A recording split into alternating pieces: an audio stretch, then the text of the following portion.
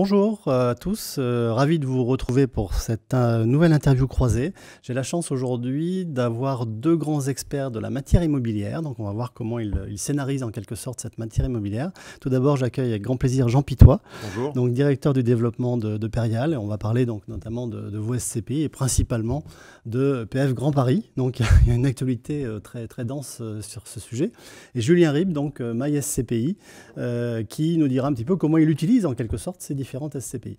Alors tout d'abord, si vous voulez bien vous présenter. Jean, quelques mots sur Perial. Bien, Perial est une société de gestion de fonds immobiliers, notamment de SCPI. Nous gérons 4 milliards d'euros à travers une gamme de 3 SCPI en particulier, mais également un certain nombre de fonds et de mandats institutionnels. Une entreprise familiale, il y a un gros ADN, il y a une forte philosophie Tout à fait. et donc une continuité qui est assez intéressante avec un changement de nom qui remonte à quelle période? Une quinzaine d'années, je crois. Déjà. Et en tout cas, oui, la société indépendante qui est la plus importante aujourd'hui sur le marché. Mais effectivement, une des plus anciennes également, puisque nous avons plus d'un demi-siècle d'existence. D'accord, très bien. Julien, pas encore un demi-siècle, mais on s'y dirige. MySCPI, ça a été créé quand et pourquoi faire? Alors, MySCPI, ça a été créé en 2011. On fête notre 8e anniversaire tout bientôt, donc on est bien plus jeune.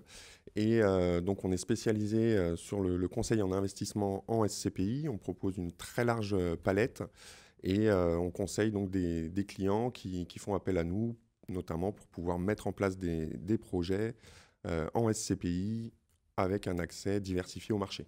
Quand on entend MySCPI, j'imagine qu'il y a de l'Internet derrière. C'est principalement donc une démarche de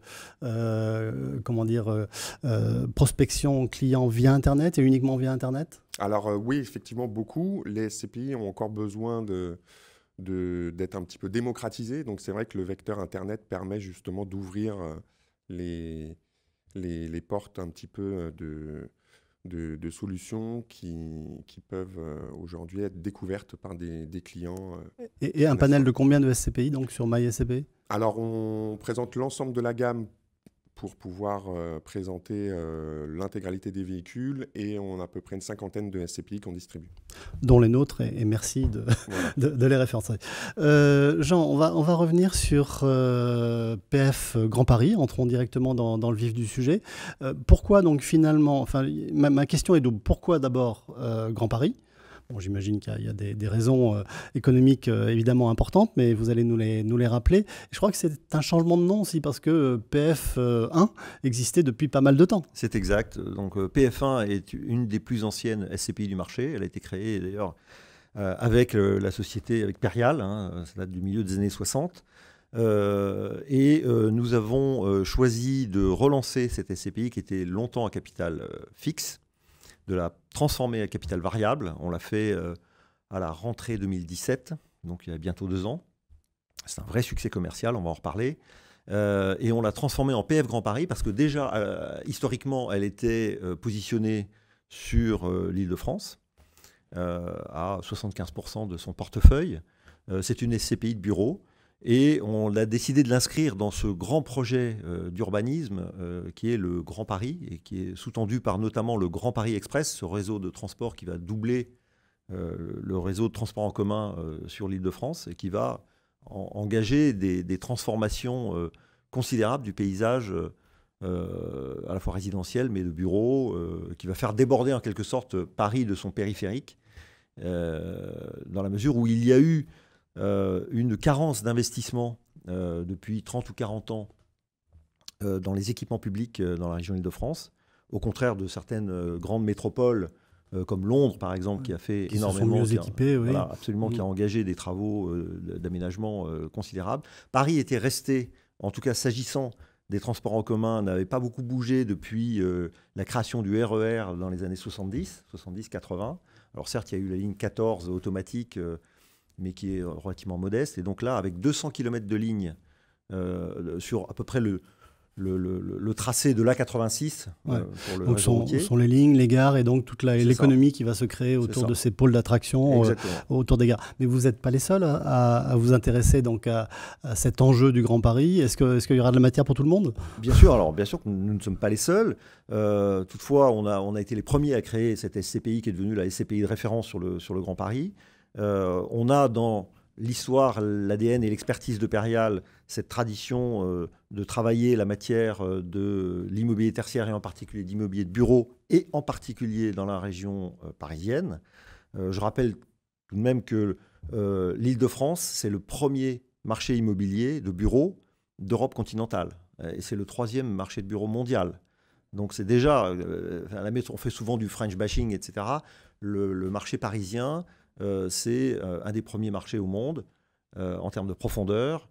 Voilà. Et ce projet urbain va lui donner une attractivité, va constituer, alors que déjà Paris figure parmi les premières implantations mondiales en termes de localisation de sièges sociaux, c'est un des plus grands incubateurs de start-up, c'est déjà une grande ville universitaire, etc., etc. Mais ce grand projet d'équipement va booster encore tout ça. Booster considérablement tout ça. J'imagine qu'il y aura aussi un effet de levier avec les JO 2024 qui va encore enrichir toute cette accélérateur. C'est un accélérateur. Mais donc, voilà, ce projet crée des opportunités immobilières incroyables. Et donc, on inscrit la SCPI, PF Grand Paris, dans cette dynamique. D'accord. Et c'était naturel, en effet, pour vous de relayer vers cet enjeu. Julien, quelle est la sensibilité des clients au Grand Paris ? Est-ce que ça leur parle? Est-ce qu'ils sont impatients? Est-ce qu'ils sont en attente? Est-ce qu'ils estiment qu'il va y avoir en effet des opportunités d'investissement? Et comment leur présentez-vous ces opportunités, s'il y en a? Alors oui, globalement, effectivement, ça leur parle. Il y en a beaucoup qui ont entendu parler des différents projets. Qui sont concernés aussi pour ceux qui habitent l'Île-de-France, puisqu'on a déjà pas mal de travaux qui ont démarré.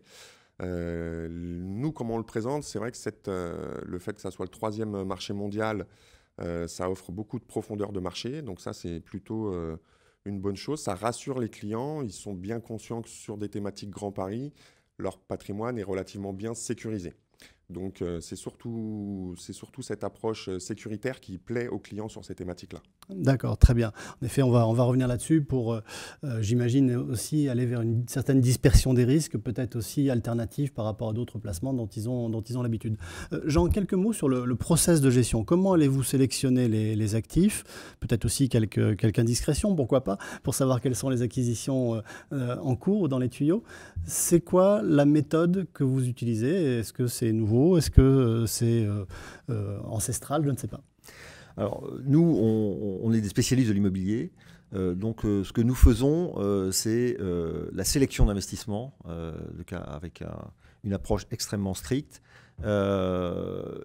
Nous avons également fait de la recherche pour déterminer quels étaient les pôles qui allaient être les plus porteurs d'évolution prometteuse. Et donc, on a fait une analyse en matière d'attractivité des pôles sur les différentes zones d'investissement potentiel. Mais est-ce que vous avez des sourceurs, pardonnez-moi de ce terme qui n'est pas très, très élégant, mais... Absolument, on est au cœur de l'écosystème en quelque sorte, donc on travaille bien évidemment, on a une vraie capacité chez Perial à sourcer des deals en gré à gré, c'est-à-dire à sourcer des deals hors processus d'appel d'offres, hors processus de compétition. Donc ça c'est important, tant vis-à-vis des promoteurs que des utilisateurs, mais aussi avec des relations privilégiées avec les brokers, évidemment. Toutes les opérations, toutes les moyennes ou grandes opérations ne font pas l'objet nécessairement d'appel d'offres. Donc ça, c'est la force. On a une capacité en tant que société indépendante, on a une certaine agilité et donc on a une capacité de prise de décision extrêmement rapide. On réunit un comité d'investissement toutes les semaines, s'il le faut de manière ad hoc, spécifique. Donc, on a une capacité de décision extrêmement rapide. Et quels seront les moteurs de performance dans cette SCPI? À quoi ça marche, si j'ose dire, en matière de performance? Notre métier, finalement, il est assez simple. Si on revient aux fondamentaux, il faut savoir bien acheter, bien gérer. Alors, bien acheter, c'est ne pas acheter trop cher, acheter dans des zones qui sont porteuses d'évolution prometteuses, encore une fois, tant en termes de valorisation du patrimoine, que surtout, ne l'oublions pas, la SCPI, c'est un produit de rendement, c'est un produit de distribution, de dynamique de la croissance des loyers. Est-ce que ce sera que du neuf ou principalement du neuf? Non, pas nécessairement. Ça peut être du neuf, on en fait de temps en temps, ou du récent, ou du très récent, mais on a une capacité aussi à acheter des opérations, des immeubles, le cas échéant, même haussmanniens, pourquoi pas. Ce n'est pas le cœur de cible, mais ça peut arriver. Sinon, des immeubles des années 2000, des années 90, 80, sur lesquels on peut faire une restructuration plus ou moins importante pour redonner de l'attractivité aux biens et participer à la croissance des loyers. D'accord. Donc le prix, l'emplacement. Julien, comment présentez-vous ces ingrédients, justement, ces contributions à la performance à vos clients? Alors, justement, sur tout ce qui est SCPI plutôt patrimonial, comme celle dont parle PF Grand Paris, donc avec un patrimoine plutôt de qualité, ce qu'on on précise bien aux clients, effectivement, c'est que s'ils regardent les classements de SCPI en termes de rendement, ils ne vont pas forcément les retrouver en tête de liste, parce que quand on achète de la qualité, on n'a pas forcément un rendement qui est très élevé. Maintenant, en l'occurrence, pour la SCPI dont on parle, elle reste quand même un petit peu au-dessus de la moyenne, donc c'est quand même plutôt de bonne facture. Mais surtout, ce qu'on met en avant, c'est le potentiel justement d'appréciation du patrimoine par rapport au fait qu'on soit situé dans des zones qui sont porteuses et prometteuses. D'accord. Alors justement, on parlait du rendement. C'est quoi le rendement aujourd'hui et attendu? Donc le rendement distribué en 2018 était de 4,40, Ouais. 40%. Donc en effet, c'est au-dessus de la moyenne, alors que nous sommes sur la région Île-de-France où les rendements sont inférieurs, plutôt inférieurs à la moyenne, disons, nationale. Ce qui est important aussi, c'est de savoir que la trajectoire de cette performance est très positive. Alors, les perspectives de rendement, en effet, qui sont bien décrites et bien visibles. C'est ça, puisque nous sommes sur des zones dont l'attractivité est en train de monter, ne serait-ce que parce que nous, on privilégie en particulier en termes d'investissement, mais aussi d'arbitrage, parce qu'on procède également à des arbitrages de portefeuille pour se séparer de lignes plus petites ou moins porteuses de développement positif et réemployer les fonds sur des zones qui sont plus prometteuses. Et donc, on a une politique d'investissement qui vise notamment à se positionner sur des actifs qui sont dans des clusters, comme on dit, du Grand Paris, là, des zones de compétitivité qui se situent en priorité, de notre point de vue, au confluent de zones de RER existantes, parce que l'accessibilité à Paris reste fondamentale, mais également donc à l'intersection avec les futures lignes du Grand Paris Express. D'accord. Alors Julien, ce qui nous intéresse aussi, c'est de savoir comment tout cela est administré auprès d'un client dans un contrat d'assurance vie. Donc comment ça cohabite, avec quel type d'autres supports, d'autres fonds ça peut cohabiter? Quelle allocation idéale finalement pour un client? Alors, sur la partie allocation immobilière SCPI, nous, l'approche qu'on aime bien, c'est de pouvoir diversifier sur plusieurs supports. Aujourd'hui, on a la chance avec les SCPI d'avoir une offre qui s'est beaucoup diversifiée. Pas mal d'innovations, notamment en 2019, on a eu de nouveaux véhicules avec des stratégies un petit peu originales. Donc, il y a notamment l'investissement à l'étranger qui prend beaucoup d'ampleur. Une SCPI comme PF Grand Paris peut justement être tout à fait complémentaire avec d'autres supports qui vont avoir des stratégies de développement à l'étranger ou des stratégies de développement en région. Ouais. On entend souvent dire la SCPI, finalement, c'est une alternative au fonds en euros. On cherche des solutions complémentaires, alternatives. Pour ma part, je pense qu'il n'y a pas trop d'alternatives à un fonds en euros. Mais néanmoins, est-ce que dans l'esprit de l'épargnant, ça peut se positionner comme tel? Alors, je ne pense pas tout à fait. C'est vrai que la différence majeure avec le fonds en euros, c'est qu'on n'aura pas de garantie en capital, évidemment. Même si l'assureur assure la liquidité. Oui, mais c'est de la liquidité, mais pas forcément la valeur. Tout à fait. Donc, le client, finalement, aujourd'hui, il a quand même bien compris que pour pouvoir aller chercher de la performance, il faut laisser un petit peu, ou en tout cas en partie, abandonner la garantie en capital dont on avait l'habitude avec les fonds en euros. Maintenant, on va aller prendre un petit peu plus de risques pour aller chercher de la performance. Les clients n'ont pas non plus envie d'aller chercher de la performance à tout prix, je dirais, et notamment en mettant leur capital en jeu. Donc, la SCPI, en ce sens, constitue quand même un bon compromis pour aller s'ouvrir sur des choses un petit peu plus risquées sans pour autant aller sur des produits trop volatiles. Et les SCPI, on a quand même une plutôt bonne visibilité. Voilà. Et à quels objectifs patrimoniaux cela répond-il en priorité? Est-ce que c'est pour la constitution d'un capital en vue de la retraite? Est-ce que c'est pour obtenir plutôt des rendements, certes, qui sont embarqués dans le contrat, mais quels sont les objectifs majeurs auxquels ça répond? Alors, les objectifs majeurs, effectivement, c'est plutôt de la valorisation du patrimoine, parce que c'est vrai que les SCPI ont quand même... alors, elles n'ont pas un rendement identique d'une année sur l'autre, mais il y a quand même assez peu de volatilité. Donc, on peut faire une projection assez simple sur 3, 4, 5, 6 ans et considérer que le patrimoine va mécaniquement s'apprécier du fait de la distribution. Alors, d'un point de vue pratique, PF Grand Paris, aujourd'hui, vous en mettez pour quel pourcentage, si j'ose dire, dans la majorité de vos allocations, ou évidemment pour répondre à un objectif. Donc, la question n'est pas fermée, mais grosso modo, pour avoir une idée, c'est quoi? C'est 5, 10, 15%? Alors, ça va dépendre effectivement de la sensibilité au risque du client. Plus il va être sensible au risque, plus l'allocation patrimoniale type PF Grand Paris va être importante. Sur une allocation globale, on peut aller jusqu'à 30% sur ce type de véhicule. Très bien. Après, il y a les contraintes des assureurs, on est bien placé pour le savoir, ouais. Où en effet, on a des contraintes à la fois en valeur absolue et en valeur relative. Si on voulait terminer et donner à nos auditeurs donc, quelques éléments clés en synthèse, Jean, si on devait retenir 3 bénéfices clients autour de PF Grand Paris, seulement 3. Alors c'est simple, c'est de participer à ce grand projet d'urbanisme, encore une fois, qui va modifier considérablement la géographie de l'Île-de-France et donner à cette métropole, qui est déjà une des principales métropoles mondiales, une attractivité renouvelée et participer à la croissance.